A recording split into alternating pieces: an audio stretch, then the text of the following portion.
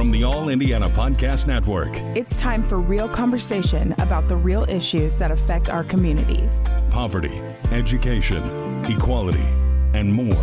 This is Real Talk. Real Talk with Reverend Charles Harrison. Welcome to Real Talk on the All Indiana Podcast Network. I'm Reverend Charles Harrison, and on this episode, I will be talking to Republican congressional candidate Angela Grabovsky, who is running for the 7th Indiana Congressional District. Welcome, this is Reverend Charles Harrison, and thank you so much for joining me today on Real Talk with Reverend Charles Harrison. And I have a special guest with me today. I've had a chance to meet her on several occasions, and we have had a chance to talk about her congressional run for Congress, and that is Angela Grabovsky. She is the Republican candidate that is running for the Indiana 7th Congressional District. Angela, how you doing? I am fine. It's hot outside. I'm glad that it's a little bit cooler here inside and we can have wonderful conversation. Yes, it is. It's starting to warm back up again. Yes. Thanks for the great introduction. Well, you're welcome. Talk a little bit about yourself so those who are listening to this podcast can know a little bit about your background before we get into conversation about your candidacy. All right, where do we begin? I've been alive 56 years. How much of it do you want to know? So let's start with where my accent comes from. Okay. Because this is usually the first question that people are asking. I came to the United States from Ukraine. Okay. 33 years ago, in October, I immigrated with my family as a political and religious refugee. I'm of a Jewish descent, and we were basically running from the communist regime who wouldn't allow us to have a voice and who wouldn't allow us to practice a religion. None of the religions at that time were allowed. And this is how we came to the States. So we're very grateful to everybody we've met in the last 33 years. Because without them, we wouldn't be where we are today. So this is just a very short version of where I came from. You also wanted to know why I'm running, or more about myself? Yeah, more about yourself, and then you can get into why you're running. Okay, I don't like talking about myself. You don't? I really don't, because I don't consider myself to be any different from any immigrant that comes to the United States. Soviet government allowed us to take $72 per person and one suitcase. Wow. We knew absolutely no English. And this is how we arrived to Indianapolis. Of course, we've learned to speak English with an accent. Okay. But learned to speak English, received an education. The highest education I've gotten was my MBA from Northwestern University. Okay. We've built 3 pretty successful businesses and, what people say, we're living American dream. Okay. And what I tell people, that I could have never dreamt about the life that we have right now. I know it took us a long time to get to where we are, but it was definitely not in my dreams. We, as I said, met a lot of people who helped us understand what America is all about, who helped us understand what capitalism is all about and how to recognize opportunities. So this is what we did. My husband owns an auto repair facility on 56 in Keystone, Pete's Service Center. We used to be on 49th and Penn. So now it's one of the largest privately owned auto repair facilities that survived in town. So we're servicing this area. We also build a real estate business, and we provide housing for people with disabilities and mental illness. So as of now, we are one of the largest single-family housing provider to people with disabilities in Indiana. And we take care of around 700 people. I built financial planning and wealth management business over the last 25 years. I have around 20 people that are working with me in the firm, and we're servicing around 500 individuals and small business owners in Indianapolis, helping them make smart choices about their money. Okay. What led you to want to run for public office and particularly Congress? I have never thought of myself as a public servant. Okay. My goal was to come to America and to build a better future for myself, my husband, and of course, my children. And at a certain point of time, I've realized I'm already there, and I still have a lot of energy inside of me. And I see that America is on the wrong trajectory. Okay. I see that in the last couple of years, the divide in the country has gotten much deeper. I see the hate.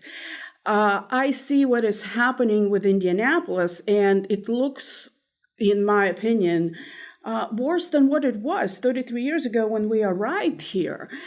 When I first look at the statistics, and Indianapolis was number 2 in the United States in the amount of murders per capita after Philadelphia, I said, no way. It can't happen. It's my city. It's my people. What is going on? Why people are still living in poverty in the 21st century in the United States when this is the country of opportunities? So then I looked, of course, at the current leadership, down from the congressional level to state and city, and said, I question the leadership that we currently have. Because it's been around for many years. Andre Carson has been elected right after the death of Julia. Of course, everybody knows her. She was a wonderful woman, and actually, I knew her many years ago when we first arrived. But he's been elected for 14 years, and I don't see that the 7th District has gotten any better. Okay. So I looked at his voting record, at all of the bills that he was able to pass in the last 14 years, and I said to myself that with my experience as a board-certified financial advisor, as a business owner, as somebody who started with Alphabet 33 years ago and have gone through all the levels of education and educated my children and gotten them to the point where they're independent, I have experience and I have a desire to be that role model and somebody who can push the progress forward. So, and this is where I've decided that I'm going to put my name in the hat. There were 5 other people who were running against me. I know that this is not an easy district to win. Right. Absolutely not. This is Reverend Charles Harrison, Real Talk with Reverend Charles Harrison. For those who are just tuning in, and my guest today is Angela Grabovsky, who is the Republican congressional candidate for the Indiana 7th Congressional District. Angela, you talked a little bit about, the divide in the country, and there certainly is a real divide in the country between the 2 political parties, and I think probably most Americans are probably in the middle, and we have the far extremes probably on each side. What do you think needs to happen, and if you were elected, what would you do to try to bridge that gap, when it comes to the divide in this country? Again, I'm going back to my experience living in the Soviet Union. Okay. They wanted everybody divided because when people are united, it's very difficult to control them. Right. And I feel that politicians are here, both parties, are forgetting who they work for. I think that there is a lot of legislation that is being pushed down our throats, whether we want it or not. And this is why I think that we need to have people elected who come from the people and who are going to work for the people. Okay. I don't have a desire to become a politician or to have a political career per se. Right. I have a desire to become a voice of the 7th District in Washington. So should I get elected in November? I think, as you said, most of us are in the middle. I'm absolutely in the middle, where my opponent, I believe, Andre Carson, is too far left. I would love to be able to work together with the people from both sides. And it's not just politically. The more I get into this conversation with the community leaders, with religious leaders, with business leaders, the more I see that there is a big divide between the blacks and whites. And Hispanics. It shouldn't happen. We all same people, and we all want the same thing. So what are you hearing? I know you have spent a lot of time on the ground. What are you hearing from people when you talk about this divide between blacks, whites, Hispanics? What are you hearing from the public? What I'm hearing is that there is a lot of pain there. Okay. And it's a generational pain. Okay. And I'm comparing it to my personal experience. I actually had a conversation with someone today and brought it up. My parents were in their 40s, mid-40s when we came to the States. I was early 20s. And they could not pass that sense of hurt that they're experienced in the old country by the government and by the people. So it was very difficult, especially for my father, to kind of draw the line and start, just be thankful for every day and start looking at today and in the future. For us, maybe because we were younger, we could block pretty much everything and concentrate on the brighter future. And I think within the communities here, this hurt continues to grow. And I believe that if people have a picture of the brighter future, they're not going to be as angry about the past, and they're not going to concentrate their energy on the past. I know that God only gives us so much energy, right? And I preserve my energy for better things, to be able to service the community. Because I feel that God put me on this earth for a reason. Whether we service our clients at the auto repair facility, or service the clients with disability, patients with disability, or service my clients as a financial advisor, I am put on this earth to service. So, and again, what I'm hearing is the same thing, Reverend.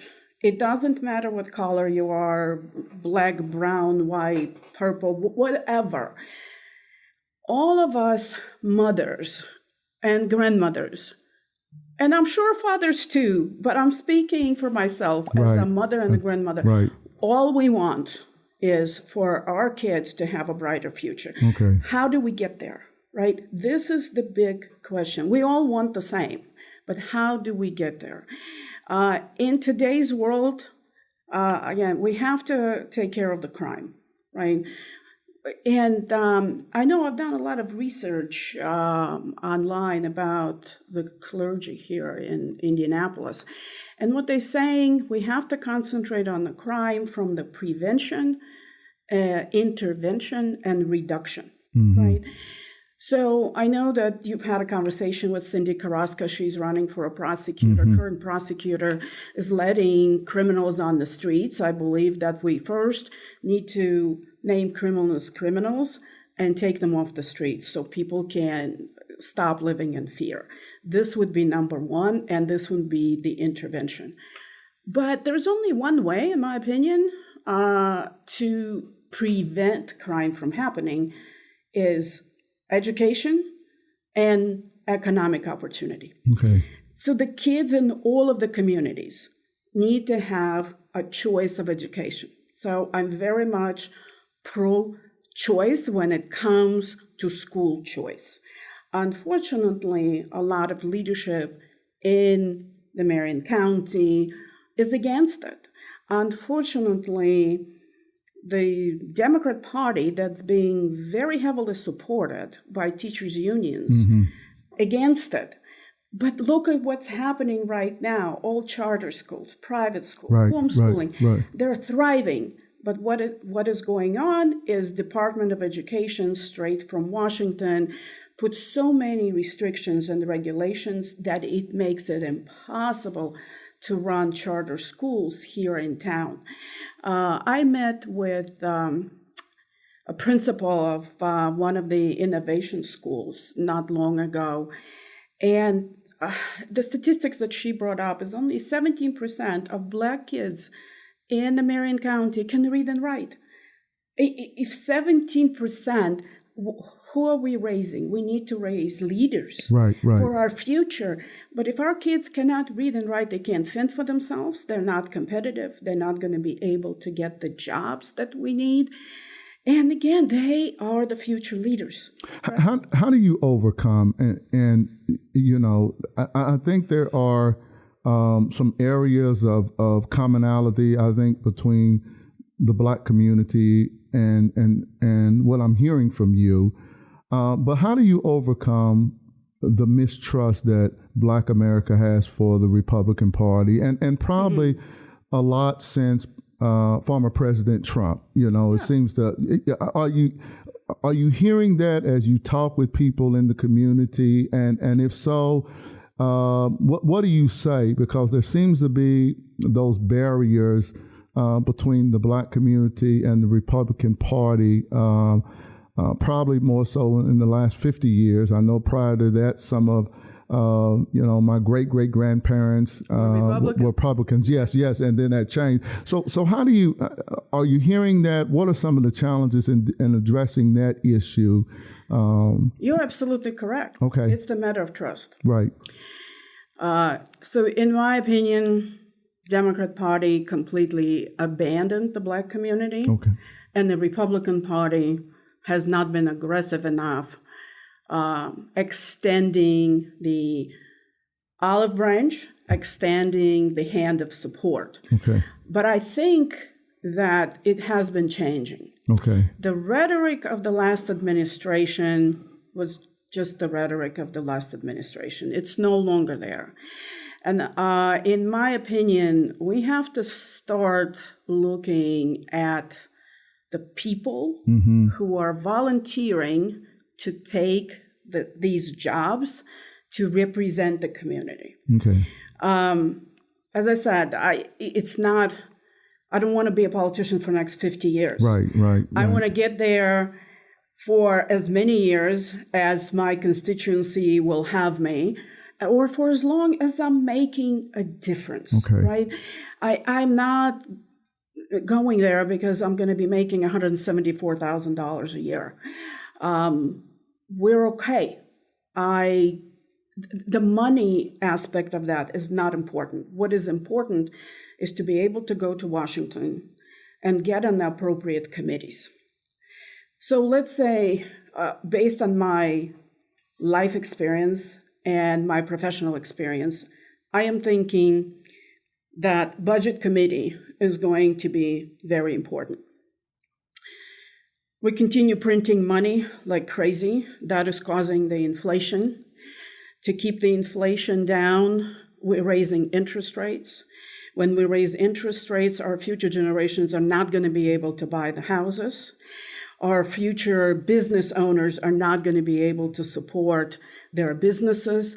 It's all interconnected, and I want people to understand it. So we have to get back to a stable budget and stop overspending and sending billions of dollars to different countries when we have issues here in our community. It's probably controversial, and a lot of things that I would say probably controversial. Okay. Carson voted for $46 billion going to Ukraine. Mm-hmm. And even though I am from Ukraine Mm-hmm.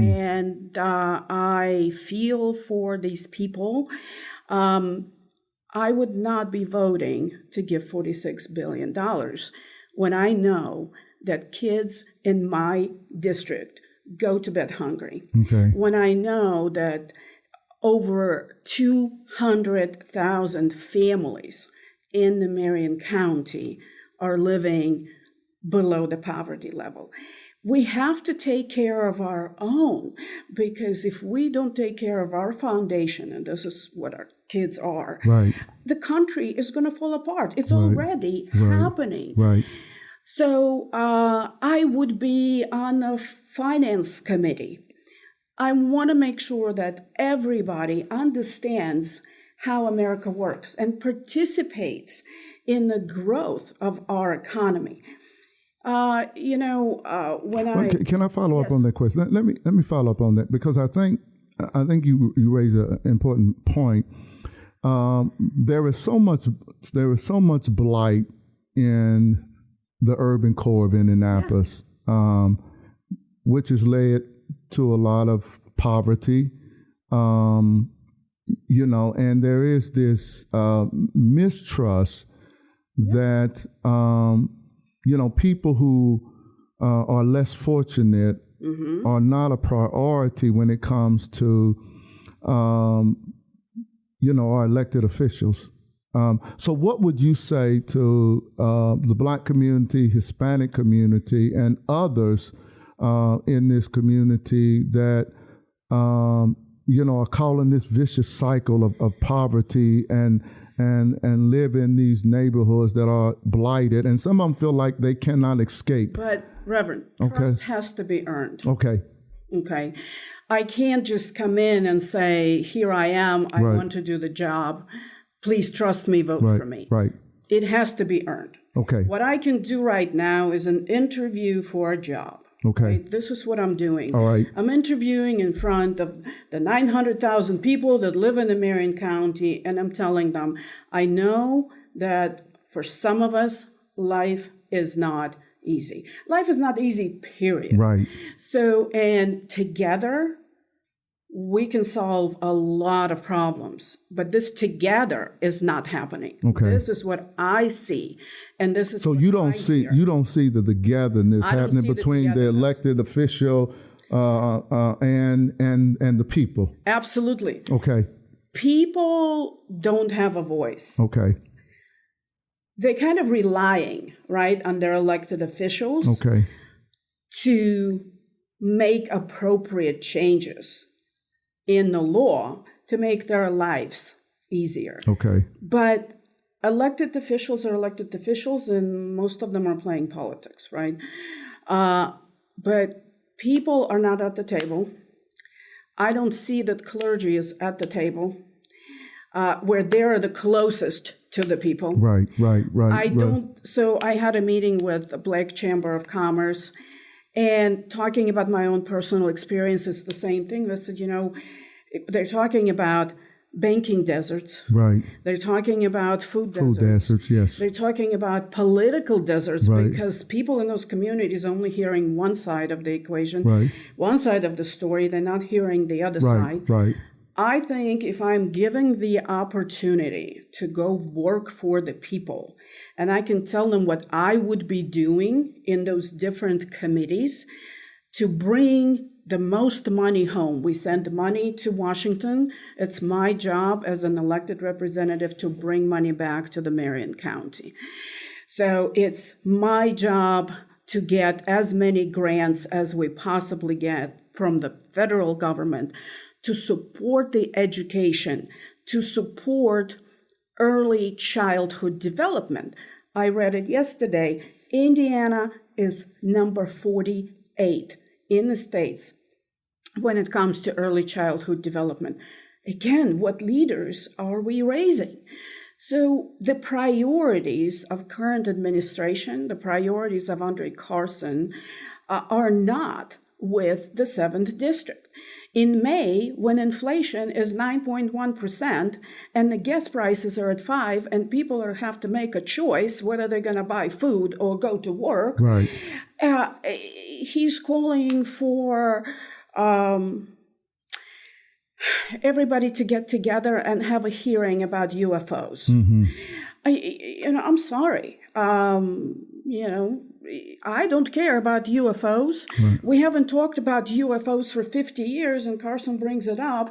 I mean, it's sad. It's not funny. It's sad that instead of talking about inflation, he's talking about UFOs. Right. He's on the Homeland Security Committee, and we have no security at the southern border, right?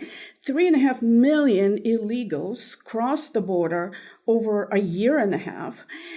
What is coming with them? Fentanyl that is killing our kids here on the streets? Mm-hmm. So we need to secure the border. We need to stop the inflow of illegal drugs. And, kids that are selling these drugs, they're entrepreneurs. Mm-hmm. Let's get them all together, and they can work with the business community and use their entrepreneurial skills for something better to build the community up. So there are different things that are not being done that have to be done to provide that security and support for the minority communities. So, I have this list, and this is from my conversation today with one of the community leaders. And I can read it from the list. School choice, because kids need to be educated so they can compete. Child care. We need diverse and affordable housing. We need employment opportunities. We need to get rid of the food deserts. Bank and political deserts. This is the list that I have from just one conversation today. Andre Carson, every 2 years, submits 2 bills for considerations. One for grants to eliminate food deserts, and one for the grants to bring financial literacy to the schools here in the 7th District. For 14 years, both of these bills die. It's a public record. Everybody can go and take a look at the U.S. Congress and see what is happening. Why does it die? He doesn't cross the aisle. He doesn't get people from the other side to work with him.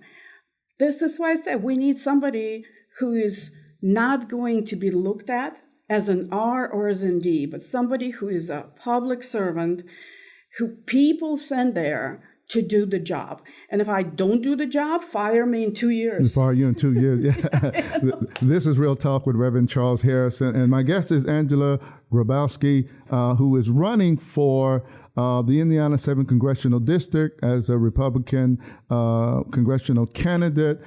You talked a little bit about school choice.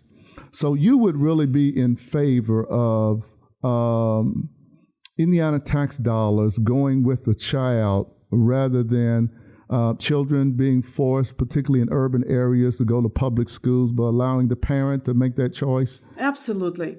Parents need to get involved. Okay. I don't know how much time we have, but we have a child who had big learning disabilities. Okay. So I've been in the shoes of a lot of parents out there. Our son could not read and write until he was around 10 years of age. And the public schools told us that nothing is going to come out of him. Just forget it. Let him be. But I'm not the one who would give up. Right? So he's 38 years old right now. He is a CEO of our financial planning firm. And he's been named one of the best next generation wealth managers in the country. So we should not be giving up on our children, no matter whether they have the disabilities, learning disabilities, or some issues that they may have at home.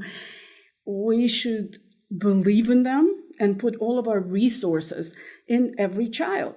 But because public schools didn't have the resources, public schools in the Washington Township didn't have the resources, we were pushed to go further north. It's good that our careers allowed us, the growth in our careers allowed us to change the places where we could live to participate in better schools. But most people can't do it. This is why we need good schools, and we need teachers that look at the school as a career. Right? Just like you go into the business, there is a starting salary, and based on the performance, you're getting your bonuses. It is actually happening in charter schools. They have to show the numbers. They can't show 17% literacy rate amongst the Black kids and still get paid. They would not have a job. Right? So parents should have a choice. They need to know what their children are being taught.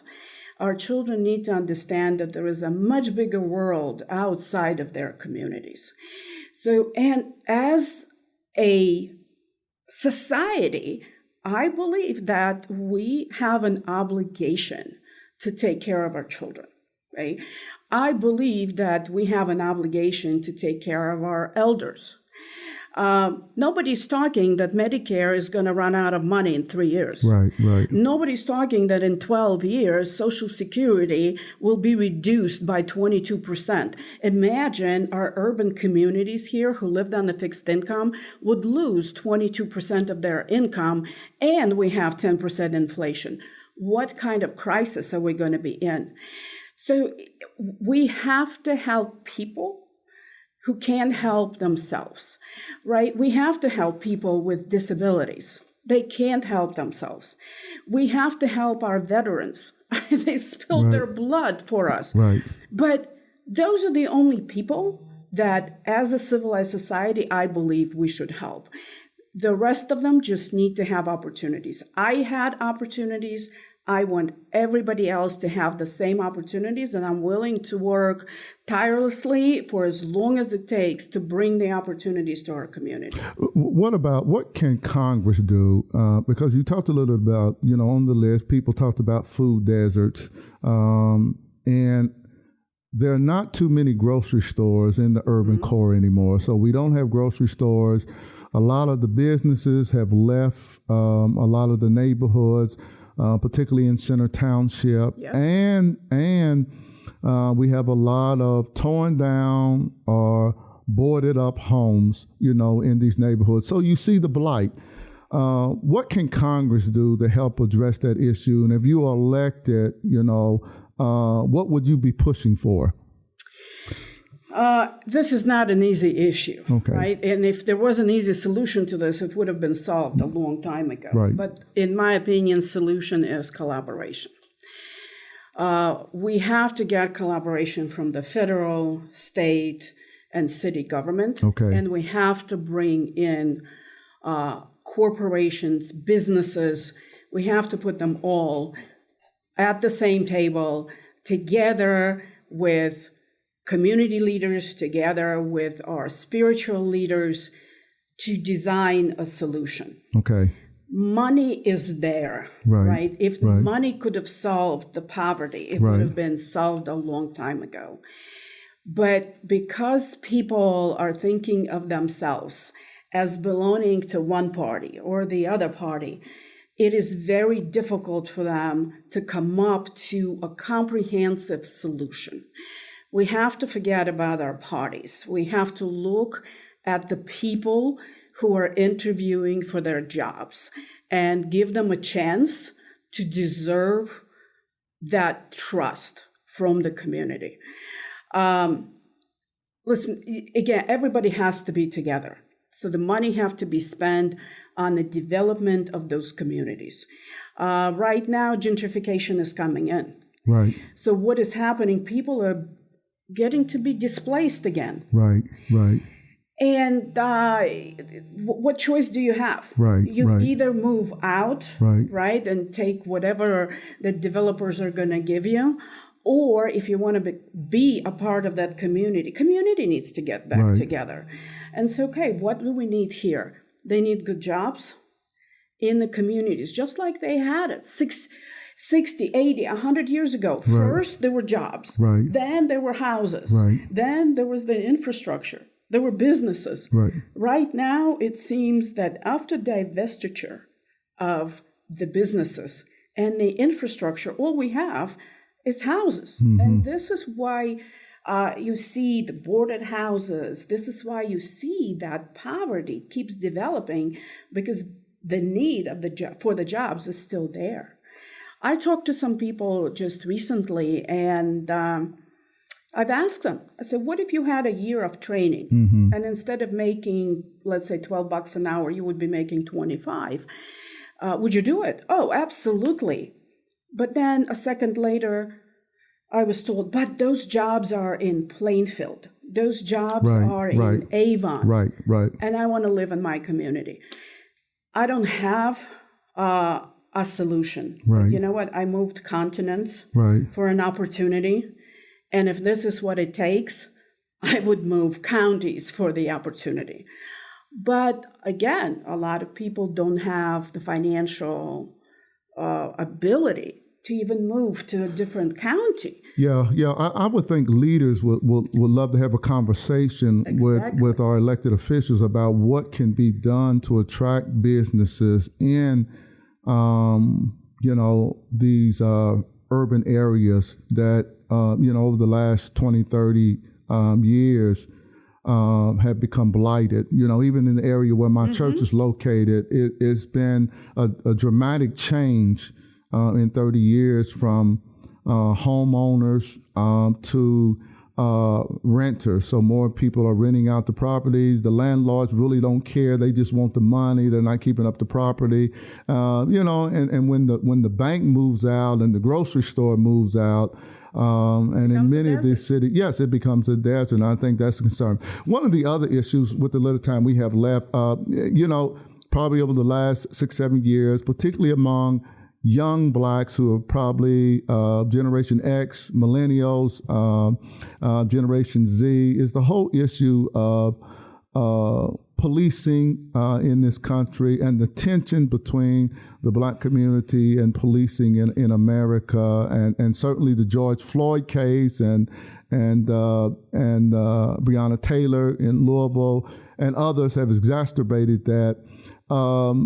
What do you see as far as Congress can do to help maybe bridge some of those trust issues between law enforcement and the black community when it comes to policing? And I know right now police departments seem to be having trouble even recruiting. So there are issues when it comes to even recruiting enough police in many cities across the country. Yeah, you're asking good questions, Reverend. I have attended a lot of events with IMPD here all around the town. They're working on the outreach. They trying to get to know their communities better. As I said, there is a lot of pain, there is a lot of trauma out there. Our police are not equipped to deal with all of these issues. But what I see is happening, they're bringing on board psychologists. They're bringing on board people that can actually help the community to deal with everyday issues. Okay. Again, when it comes to the Congress and what Congress can do, of course, we started a couple of years ago on some of the reforms. When it comes to criminal justice, we have to continue those conversations. And we have to believe that our police, most of them are heroes that getting up in the morning and going to work to protect our lives and our interests. So we need to bring respect up on both sides, right? I think that the biggest mistake that was made in probably the last 30 years is to take the 10 commandments out of schools and courthouses. Because that we at least had some rules. The kids had some basic rules, and they were much more respectful, and they knew what not to do. Right. And right now, they just don't believe in God anymore. Mm-hmm. They don't believe in authority. They're lost. But how much of that is parenting today? But it's not just kids. It goes from one generation to another. Right. So this is why, again, I know of the schools that bringing not only kids together, but also parents and grandparents. Right. So in order to break that generational poverty cycle, we need to have the generations together. Okay. And we need to provide the services to them so they are capable of supporting the kids. Kids cannot fight for the better future by themselves. They need the parents, just like us. We didn't know what that future is going to be, but they need parents who are going to fight for it, who are going to say, okay, my kid is going to be able to write and read, and my kid is going to be self-sufficient, and my kid is going to have a job, and my kid is going to support their own family. So we need to give that encouragement, not just to today's kids, but we need to give that encouragement to yesterday's kids, and bring everybody together. Schools are beginning to look at it differently. So education is important.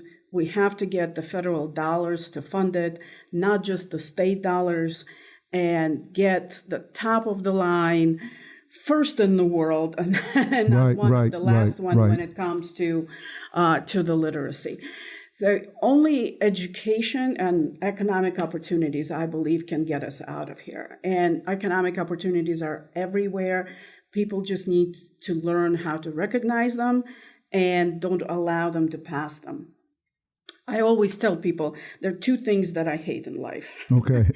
So one is I hate when people take advantage of me because I don't know something. Right. So I try to learn as much as I can, and I try to know the people in every profession that can answer my questions so I can avoid very costly life mistakes. Right. And the second thing, I hate when I miss out on opportunities because once they're gone forever. There won't be new. But this is what we need to teach our next generation. You need to learn. Don't allow anybody to take advantage of you just because you don't know something. You need to know what doors to knock so you can get help you need, and look for opportunities constantly. Instead of spending time playing games, look for opportunities, something that can make you better personally or professionally. Just keep looking. You'll find it.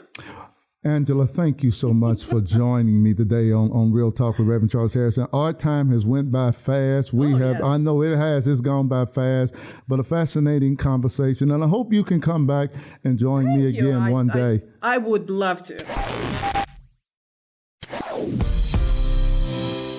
This is Reverend Charles Harrison, and this has been Real Talk. Join me next time as I bring more real talk about the real issues that affect our community here in Indianapolis and across the country. Be sure to follow and subscribe to this podcast and share it on Facebook and Twitter.